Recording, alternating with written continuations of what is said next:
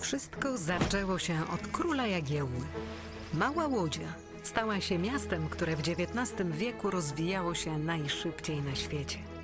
W ciągu zaledwie 60 lat od powstania pierwszej manufaktury powstaje przemysłowa, wielonarodowościowa metropolia.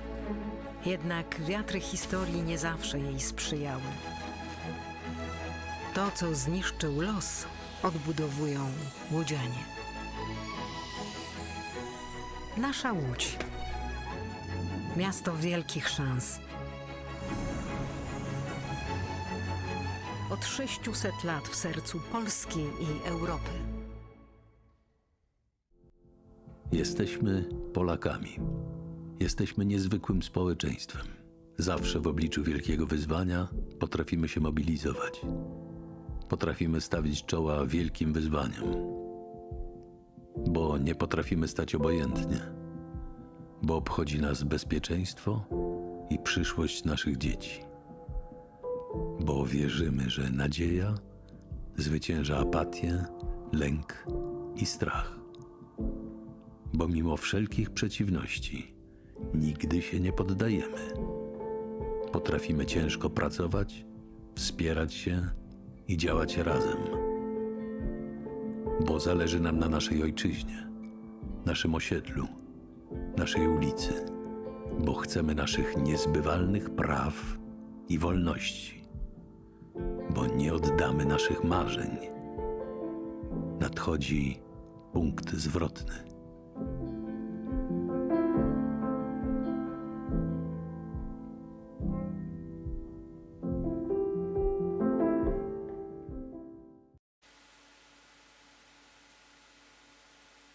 Dobry wieczór Państwu. Good evening, ladies and gentlemen. My name is Andrzej Kompa.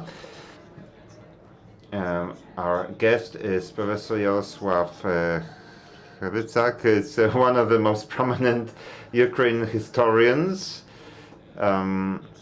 still living.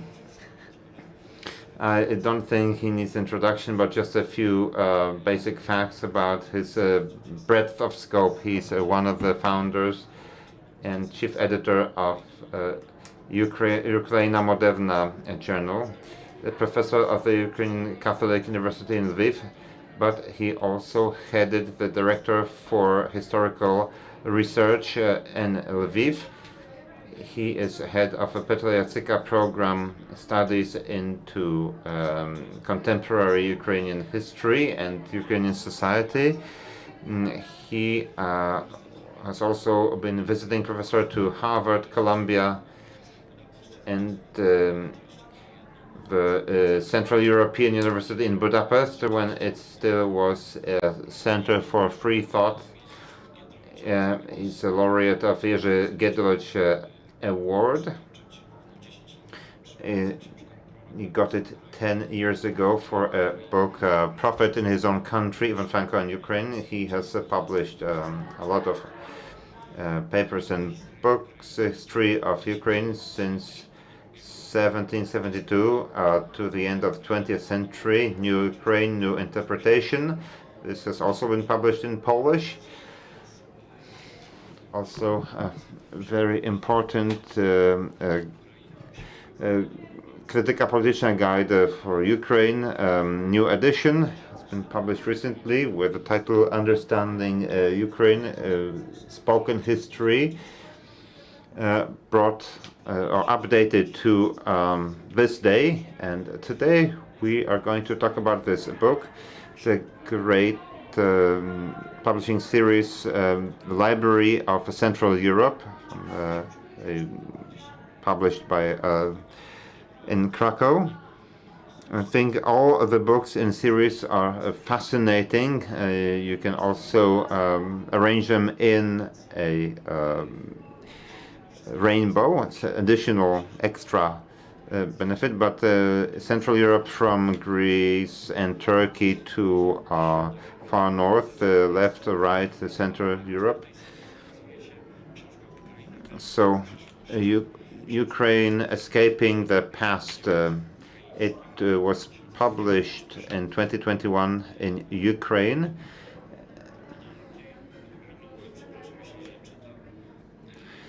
So the original title was Podolaty Minue. It's a simple title in Polish, a synthesis of Ukrainian history. Now, my first question to Professor, again, it's a great joy to have you here. It's a great pleasure to be here. Thank you very much. First question that I'd like to ask you, it needs to be to a synthesis of this book, which is a synthesis in itself. A careful reader of the history of Ukraine, and we've had a new wave of interest in Ukrainian history and quite a few publications. Now we have quite a few syntheses of Ukrainian history, an old one by Jarosław Hrycak, Paul Magoci, Serhii Płochy, obviously, Natalia Kowenka, Anna Reid, Leszek Podchodecki. Could I ask you to tell us briefly what's the difference of your vision of Ukraine? Well, the shortest answer, because it's the best.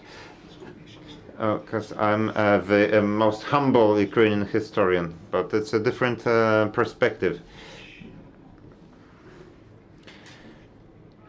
I wrote this book not because it wasn't done before, but we have a different times. It's a global vision. It's a very different perspective because all histories that have been published to date have been written in a national paradigm, and to prove that Ukraine is not out of nowhere, and it has been done very well. And I believe that history and synthesis, that the synthesis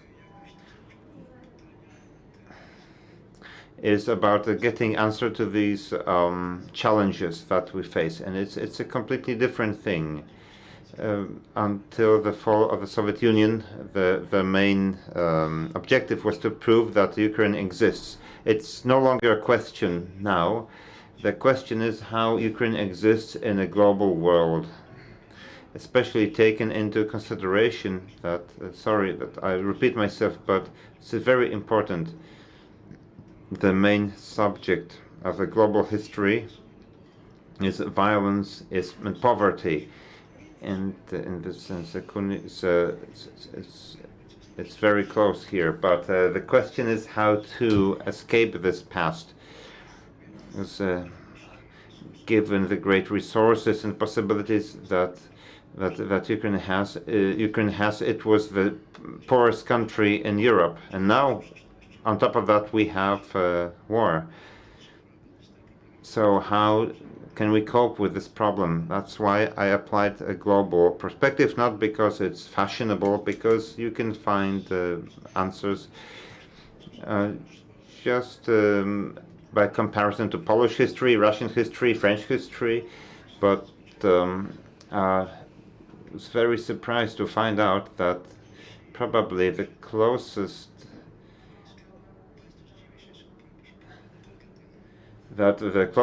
case is Argentine. But we need to take a different perspective. We must not look at Poland or the United States, but Argentina. It's a global history of Ukraine. Well, it would seem that a historian in the 21st century should be able to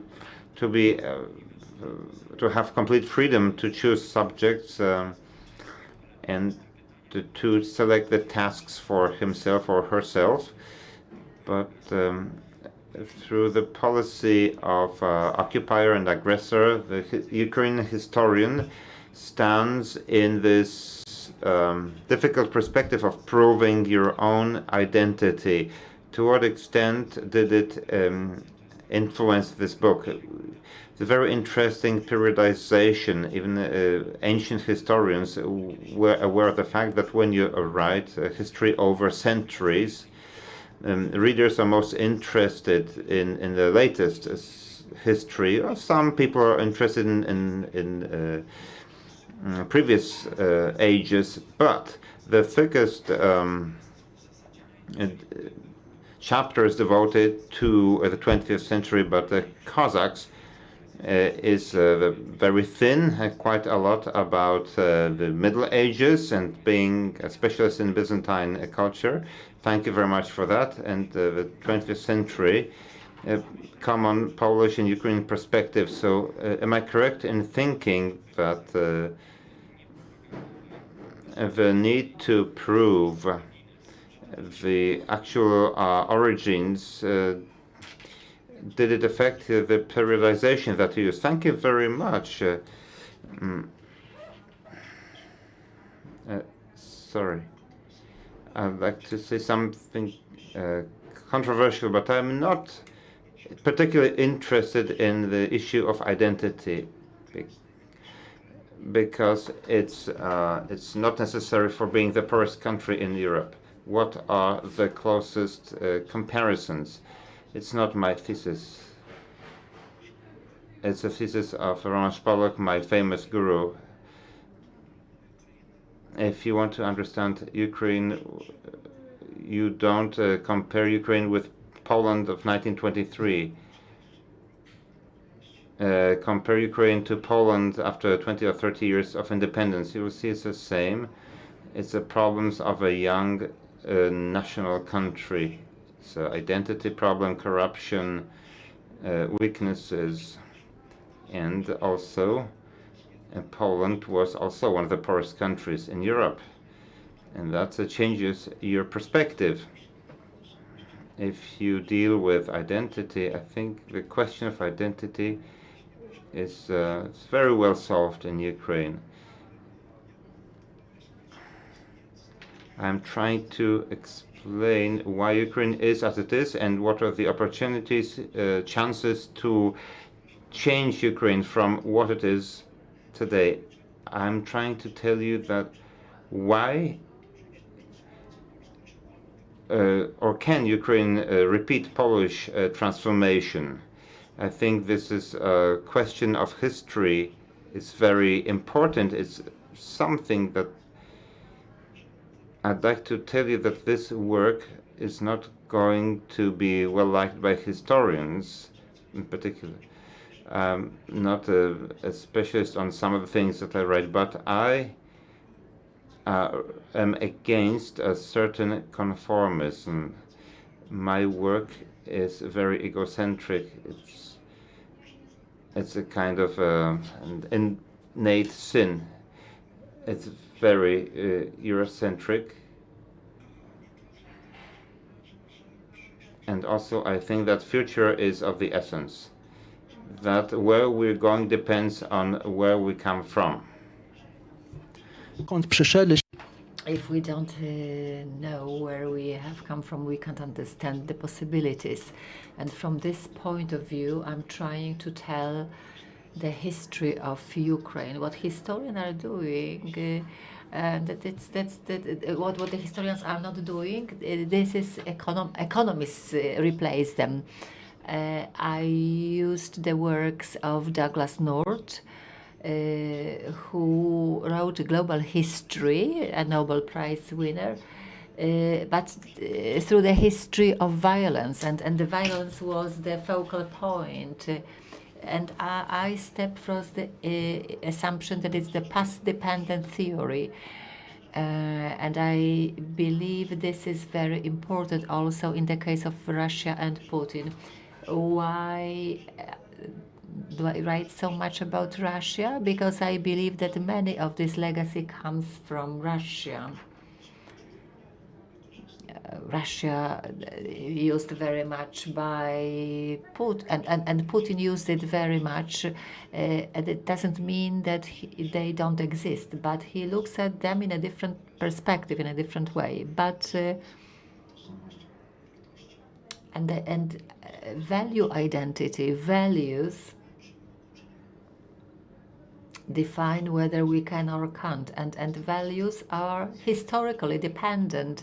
There is an entire series of empirical studies.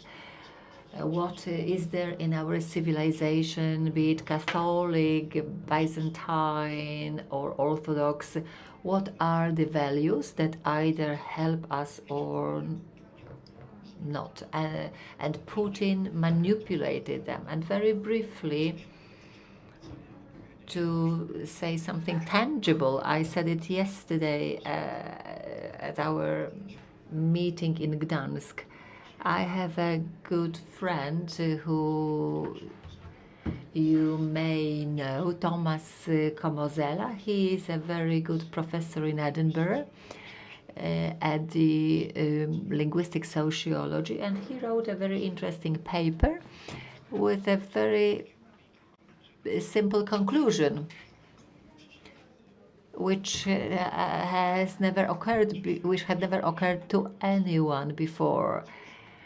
He says that there is not a single country globally where Russian would be the official language and that would be democratic. Well, it doesn't mean that this is the problem of the Russian language, but this is the problem of history. Because what researchers refer to as the Orthodox or Slavic, but this is also Romania and Greece. Well, they also have problems with transformation. There is something to it.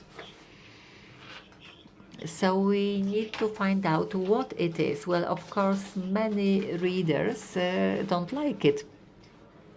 I always say that when you are going to read this book, choose a place in your apartment where you can freely throw this book against the wall.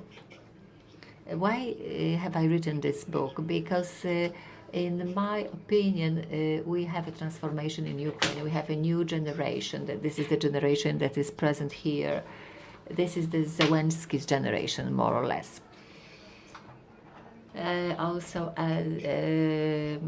Well, Timoshenko, Poroshenko look like dinosaurs compared to them. Wherever you see it, be it culture or economy, they are there. They have appeared over the last 2 decades. Well, Maidan is the revolution of somebody else, but they want to change, but they don't know how to do it. I think that they need this historical knowledge. That's the perspective from which I wrote my book, for them to give maybe not so much an answer, but some hints for their questions. This is probably one of the advantages of this book, because the generation that you mentioned, you are one of the first who purposefully, deliberately address your publication to this generation, because it also enriches us. Well, it's very different than your generation in Poland, yeah, but it enriches also Ukrainians in Poland. But we learn from them, and we learn about contemporary culture, underground culture, urban culture, because the whole stream of translations from Ukrainian or Russian,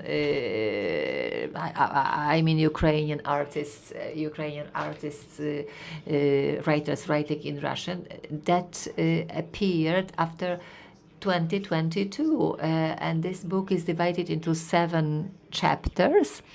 There are interludes, and they sometimes very moving, like brief history of a Ukrainian song. Sometimes are very emotional. And in the first sentence of this chapter, the professor says that people who are whose heart is not strong enough maybe shouldn't read this chapter.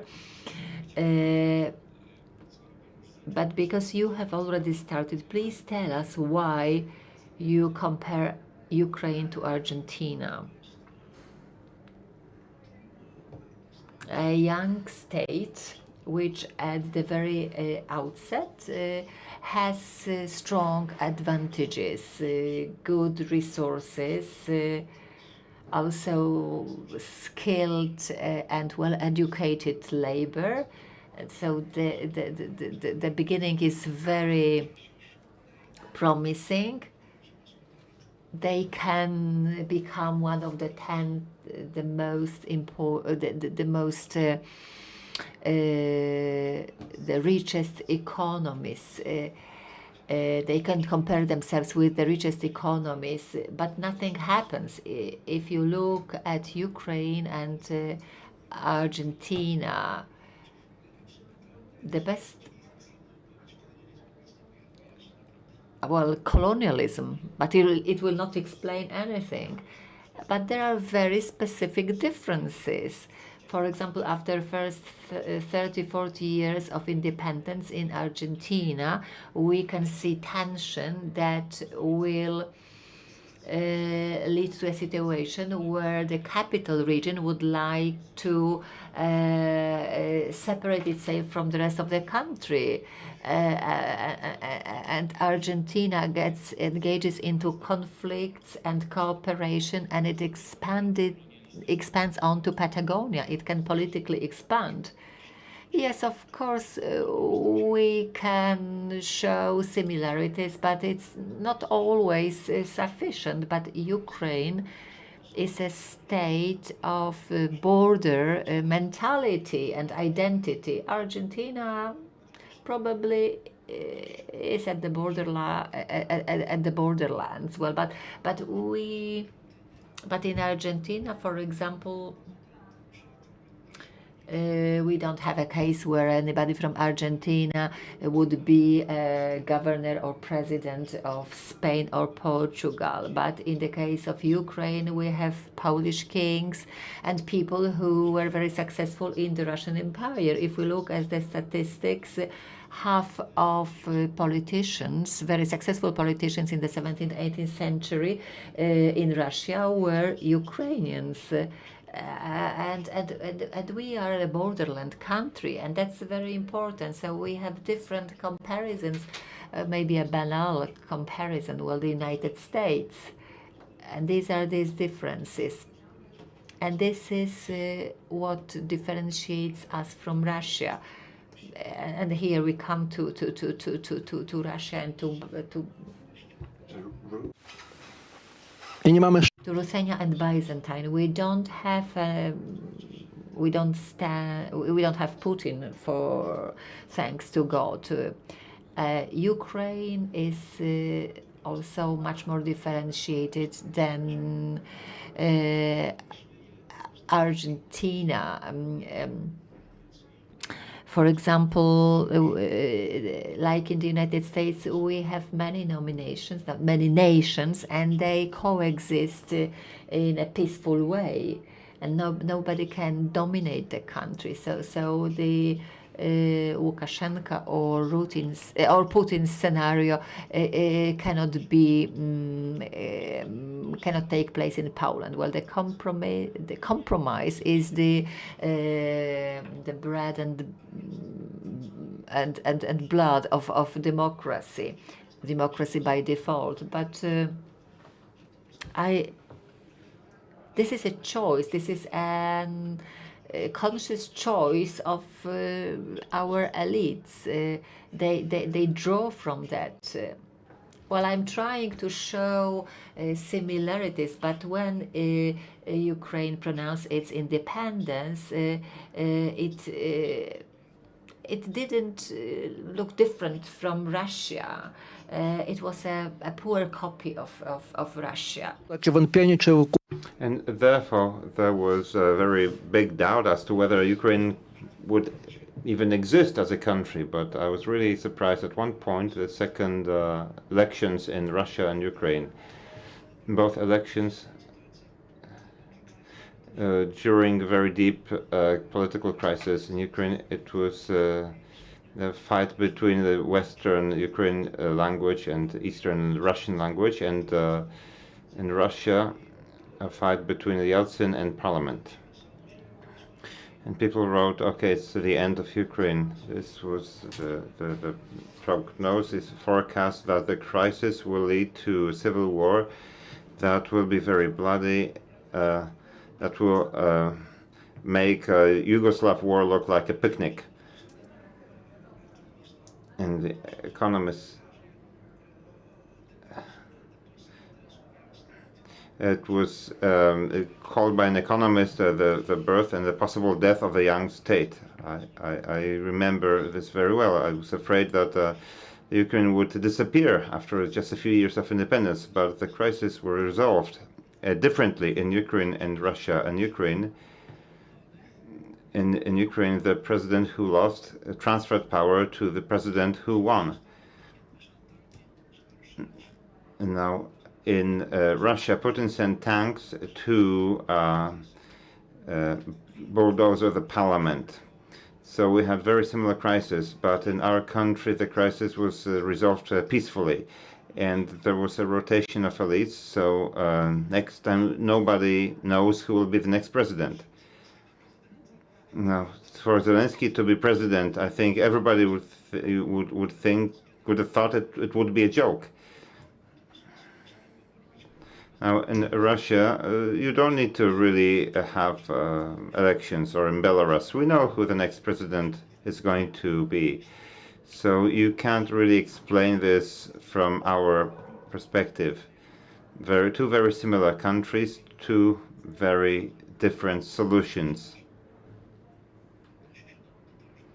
Now, speaking about today, when you look at Zelensky and his team, and I think he's the oldest one. His whole team is 35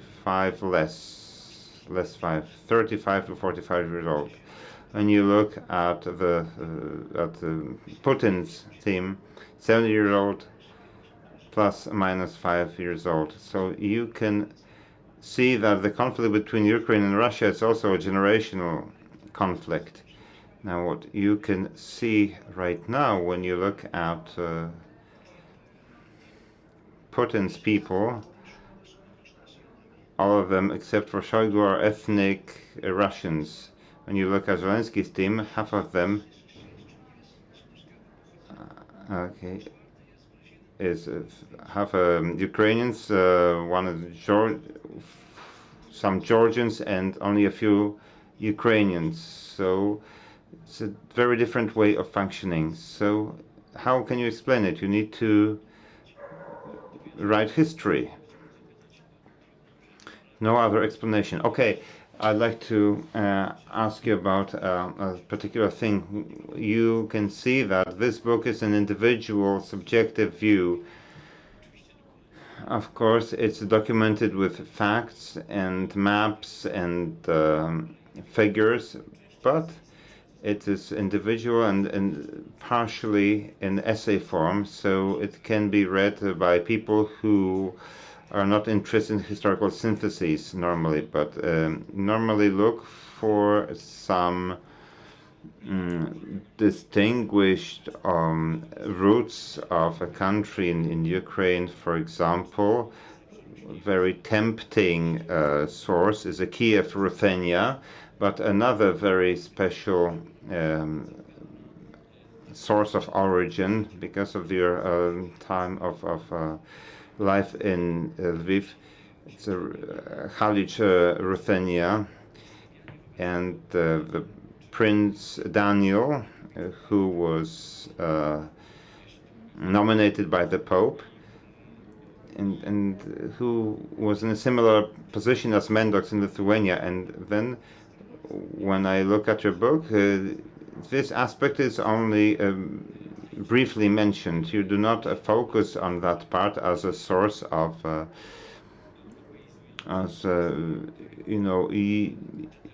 Europeanizing Ukrainian history, of determining its history, or I don't really need it. Of course, very well. You mentioned Daniel Halicki. He functions like a king. No Russian Tsar was a king, but there's a broader tendency. It's a good book that relatively young Raffensperger, German researcher, and he wrote a fantastic global history of Kiev, Ruthenia. He shows very simply that this is a legitimate part of Europe. That the Putin's point of view that it's not Europe, that Western Europe was something else, it's nonsense. Raffensperger showed it very simply. All connections, all dynastic connections, marriages of Kiev princes. 3/4 of all marriages of Kiev princes were with Western princesses like France, Germany, Polish Piasts, Hungarians, very rarely Eastern. And the bonus Byzantium, because it's very special. And was there a very major difference between Orthodoxy and Catholicism? No, not at that time. So you don't have to prove anything. It is, Daniel was kind of a very characteristic episode in a very different tendency. Now, this branch didn't survive, but just putting the problem in the same, in the very short way, you can describe it that the Polish king and the Hungarian king started to fight for this land after that branch of the Rurikowicz dynasty died off. Now we have two introductions, two prefaces to this book, one by Michnik and the other one by Sławomir Sierakowski, who feels Ukraine. But when he writes about Russia, why the aggression, one of the three factors he mentions is the Byzantine orthodoxy. It is a little bit as if we were to evaluate the behavior of the United States via England. But nobody can say that the United States is England. But we sometimes happen to equate Russia with the Byzantium, especially that in the Polish discourse Byzantium is not, let's say, highly regarded, but you talk about a Byzantium, a real one, not imagined. So it's Alexander Kazhdan was a very interesting historian, one of the most important one, especially in terms of Byzantine hagiography. He was a Russian Jew who spent the first half of his research life in the Soviet Union, and finally he emigrated to the United States. It's quite complicated after 2 years, and he had published several books and hundreds of papers, and later on he wrote still another several books and hundreds of papers in English. But when you write that Byzantium gave Europe a unique experience of European totalitarianism, and even Shevchenko, that you also recalled him. I think you're going to have you're going to publish another publication about Shevchenko. So I think this vision of Byzantium seems to be at a distance from our experience. So thank you very much for your Byzantine balance. Okay, Shevchenko is a prominent researcher of Byzantium. He's the son of a Petlura officer, and he studied in Warsaw in high school. Tadeusz Czapski was a close friend of his, and he had a different vision than the Russian one, because we keep looking at Ukraine in the shadow of Russia. But the fact of Russia is relatively recent. It's 18th century And before then, we had a different space, the space of Byzantium and common things, and the Polish Republic. Now you talked about the United States and Great Britain.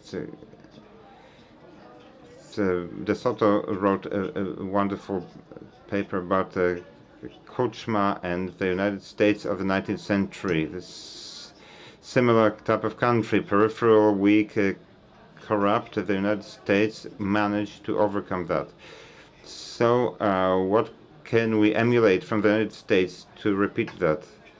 So of course the United States was created by the British, but when they went over the Atlantic, they forgot they were British. There's a rule of a law in Great Britain. When they went to the United States, they forgot about the rule of law, and they started the rule of fist. And the same is true here, because Orthodoxy, or Byzantine Orthodoxy, what happened to Byzantine Orthodoxy when it came to that area? It's a different thing. Maybe, well, the question is, why does on Russian land, until 18th century, there was not a single university? That tells you something about this culture, which is very orthodox.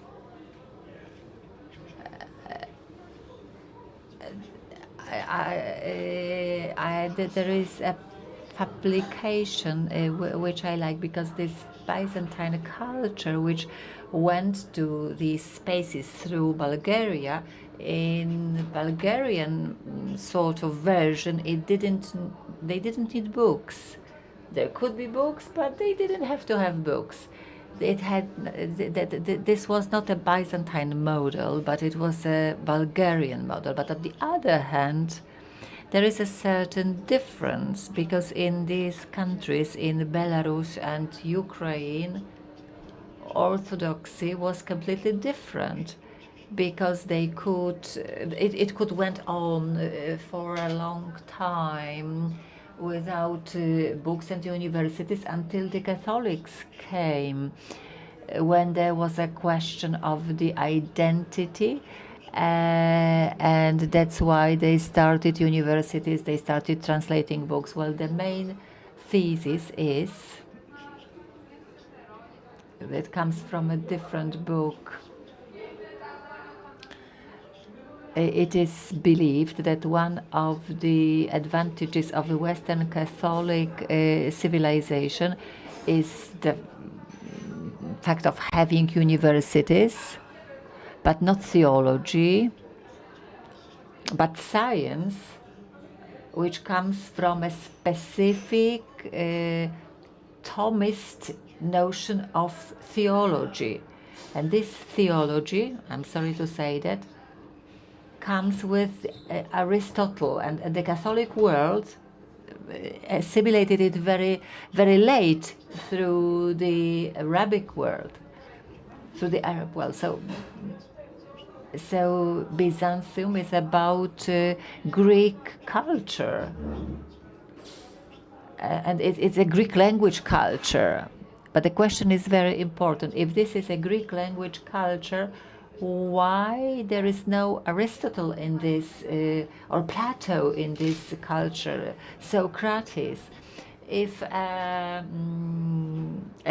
educated person in Catholic culture can quote Cicero over Virgil, why don't they quote Greek thinkers, writers who could come through Byzantine culture?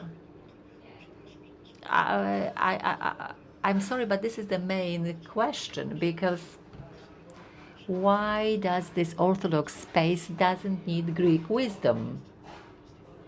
So let's ask one more question, because we are approaching a very important anniversary. In 2025, it will be 1600 years when the Byzantine emperor, by 2 acts, created a new university in I Arystotelesa tam się zna. at Constantinople, and he took his books to the west when he was escaping the Constantinople. And that struck me, but I was already young at that time. I don't know whether you know, but Orthodox rule until the end of 14th century, they didn't have any Old Testament. It was a religion without any Bible. There were Gospels translated, so it's under liturgy, but it's hard to believe that.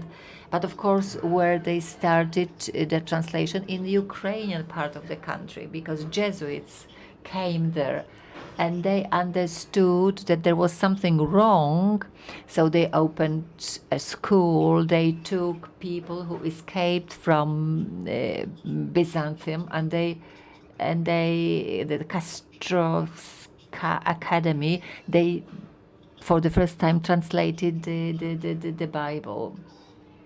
So this was a rather big team of people, well-educated people, and they started this translation. And Russia wasn't even close to that. They will still need several hundred years to do that. But this is my thesis. Well, Orthodox rule is important, but there is the Kiev tradition, which is very westernized. Not because it wants to, but because it has to be westernized. I like this thesis. One of an eminent Russian journalist said it. He lives in Ukraine, Anton Gindely-Preis, and he said very simply, if you look at the history of Ukraine and Russia, they are very similar. We have Cossacks here and there, from different regions, but what's the principal difference? You can write the history of Russia without Russian Cossacks, but you can't write the history of Ukraine without Ukrainian Cossacks. Most of Ukrainian elites, they graduated from Jesuit college. They wrote Machiavelli, where there were libraries. You cannot imagine a library at that time in Russia, because what happened there? The Ukrainian identity resulted from the westernization of Ruthenia. Well, we are a different civilization, but we believe that we belong to this part of Europe, and we are looking at how they do it there. But Russia has the same opportunities, but for some time, political and cultural elites perceived the West as their enemy. So Ukraine is Ruthenia plus West, and Russia is Ruthenia minus West, and that makes a principal difference. That makes a real difference, and this is very clear. Maybe in the case of Poland, it's not so very obvious, but. What am I alluding to? This is the heart of this book, where I mainly say that the difference between Ukraine and Russia doesn't lie in the language, because their languages are very similar, the religion is very similar, but the main difference lies in their political traditions.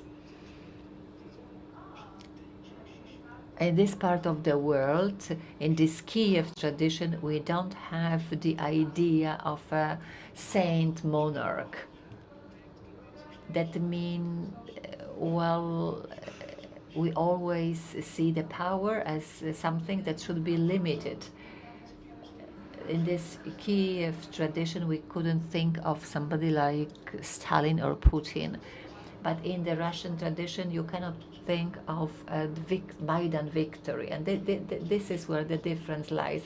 But this difference cannot be explained without looking at the history, just looking at the identity. The identity itself will not explain that. Identity will not be related to Aristotle. Well, history fortunately brings us surprises. Maybe we will live up to that, or maybe not. Maybe there will be a Maidan victory for Russia one day. We would like that to happen. We will see maybe what we have and what was the advantage of the Ukrainian independence is the new generation. But the same new generation is there in Russia or in Belarus. We had protests in Russia in 2011 and protests and demonstrations in Belarus 3 years ago. So what we managed to do in Ukraine, what they didn't.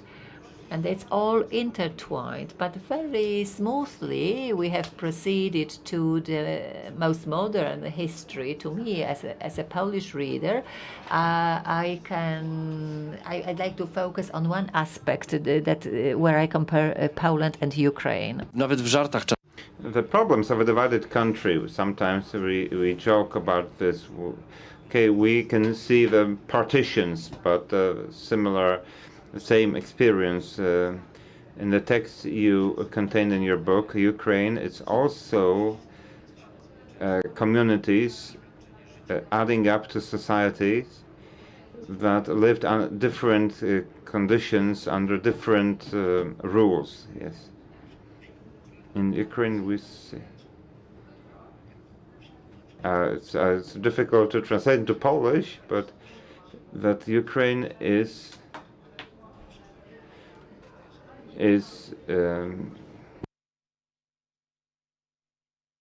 Ukraine is constantly at the gates but doesn't cross the gates. It consists of 3 regions: Jews, Belarusians, Ukrainians, Germans, Bandera.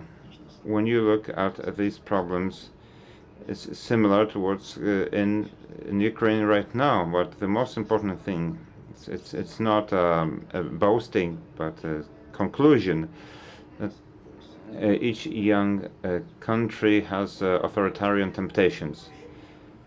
In Belarus and Russia and interwar Poland, Piłsudski, of course here too. And that's why we had the first Maidan, the second Maidan. And so in Ukraine we reacted to those temptations with Maidan. So shortly speaking, sorry, I can't really do this shortly, but I'm just declaring this. But Ukraine is a borderland country, an Orthodox, Jewish, and Crimean Tatar, and so on and so forth. So it's a very divided country in some sense. So it's very different from today's Poland, very similar to interwar Poland, but you were unlucky or lucky that you were that because of the war you have been reduced to one ethnicity. Perhaps Putin would like to reduce Ukraine to Galicia. He doesn't want Galicia. Galicia is too toxic, it doesn't fit with Russian peace. Okay. We want everything except for the Galicia. To hell with Galicia.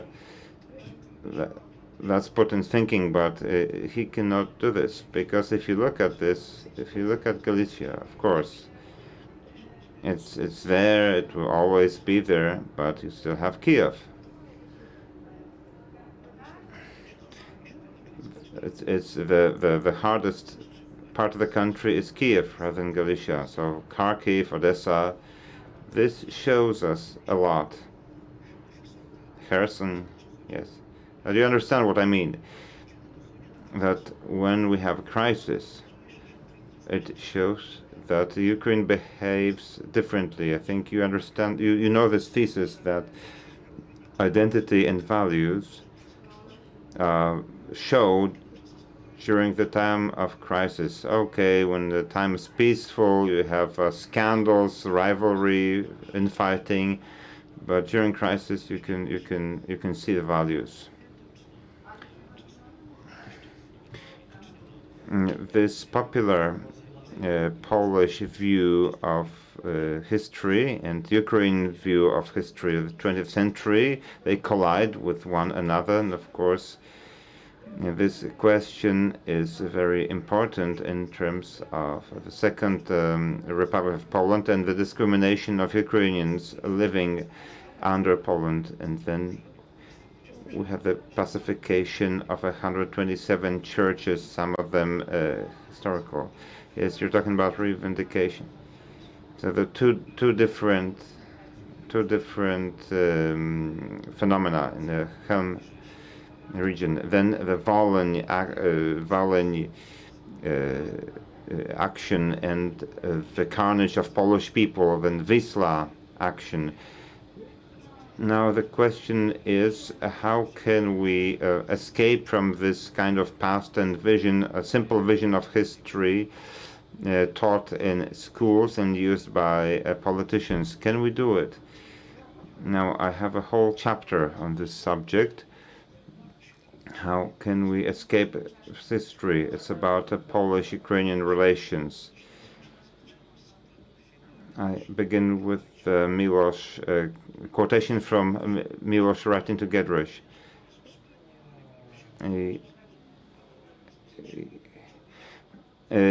He was quite sure that communism would fall, but he believed that soon after the fall of communism, we would have a war between Poland and Ukraine for Lviv. So how can we get out of this impasse? I'm showing that you can actually get out of this history if you rethink history on the Ukrainian part. Shevchenko, Szkołodziejski, Plecaka. It's a project called Rethinking Ukrainian History. Now they decided that the Ukrainian history in 20th century was a tragedy, it is a defeat, so they started rethinking to decide what's wrong with history and how else can you address this issue. And they found their counterpart in Poland, especially in the diaspora, Giedroyć. And through their dialogues and conversations, they transformed these relations. Now, nobody thinks, right now, nobody would like to fight for Lviv. And some people say that historians are not important, only processes count, but it's a very important thing. If you want, you can consciously rethink history. This shows that it can be done. But right now we must rethink history, not about Lviv, but about Europe, about NATO, what Europe is going to be. Can it stay the way it is? Does Europe fit with Ukraine? Does Ukraine fit with Europe? Now, we have experience that Europe doesn't have and cannot understand it, so can we find a common language? My thesis is that changes happen not in the center, very rarely in the center. The center is very stable and cool.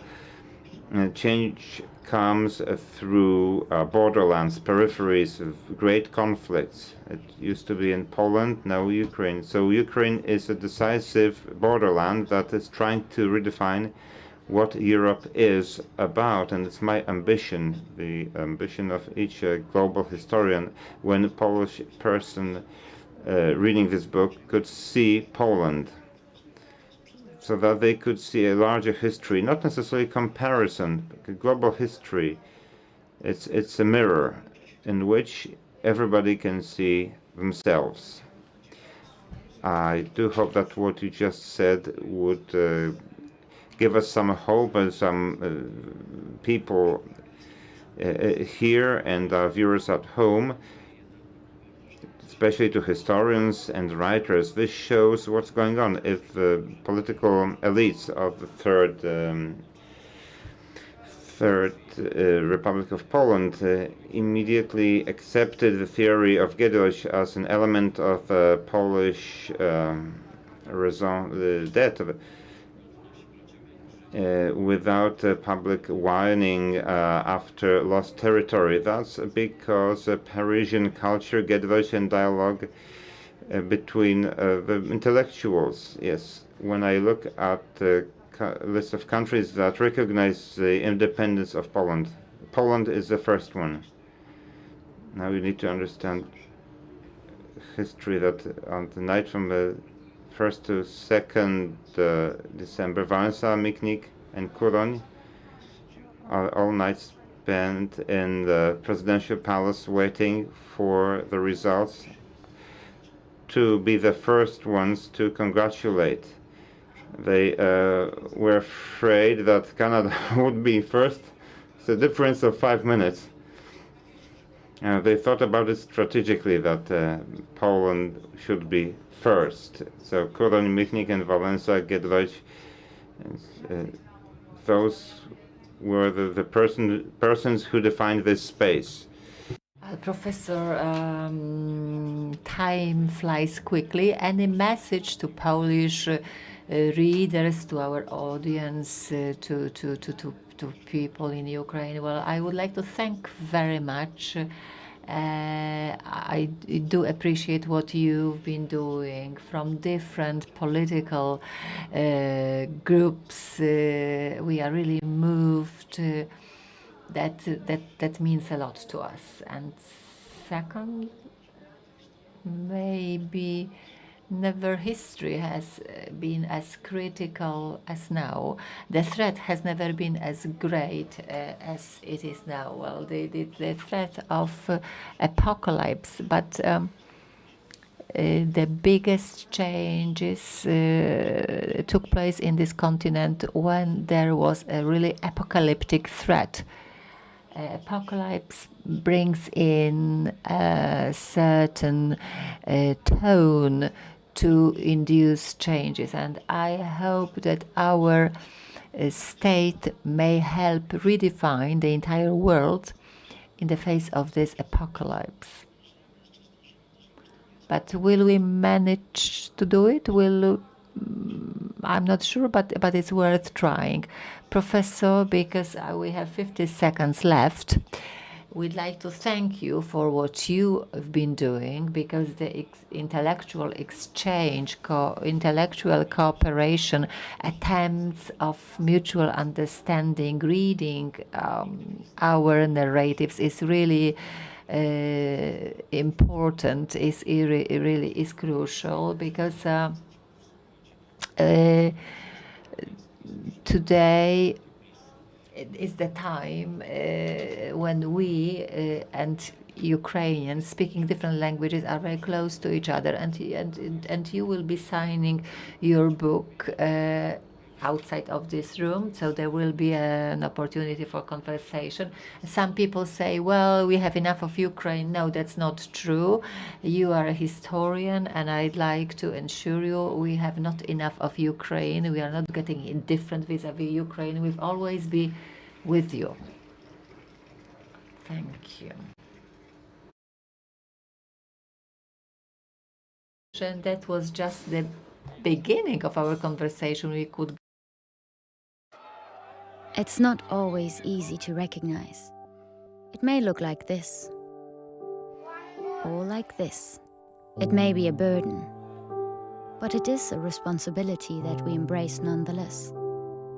But if it means this for one person and this for someone else, maybe it ultimately means being there for one another. It isn't handed to us, but we know where to find it. And how it feels, how it tastes, and what it sounds like when we finally have it. It means different things to different people, but for many, it means everything. And if we all fight for it,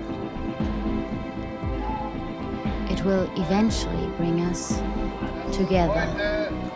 Ihre Ausreise.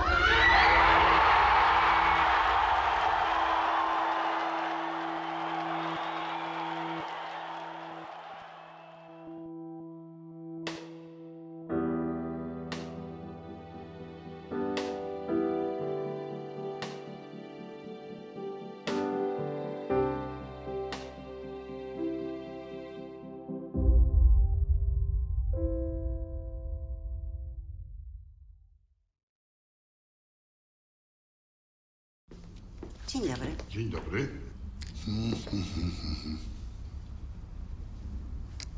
Pan Zbigniew Hołdys. Zgadza się. Dla znajomych Zbyszek. Serio? Zbyszek. Nadchodzące wybory są zbyt ważne, żeby zostawić je bez kontroli. Dołącz do obywatelskiej kontroli wyborów. Zróbmy wybory bez picu.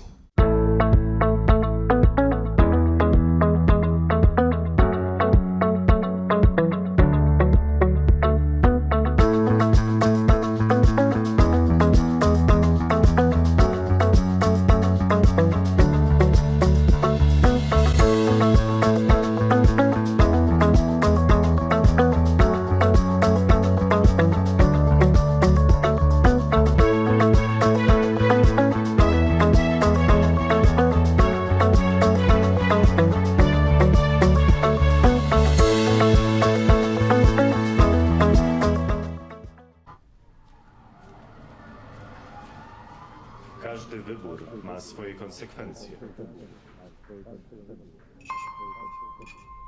Dziś na kazaniu o takich jak ty mówili, że to morderczynie. A wiesz, że ta, która ci pomogła, trafi za kraty? Trzeba mieć sumienie. Jak mogłaś to zrobić własnej matce? Aborcja to najgorsza zbrodnia. Gdybym ja podjęła taką decyzję, nie byłoby cię tutaj. Organy państwa nie będą przyglądać się temu obojętnie.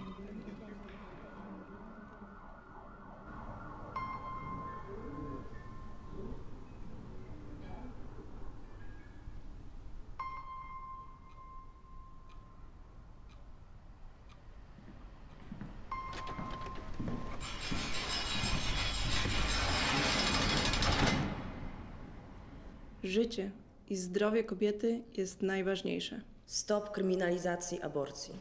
Kobieta decyduje.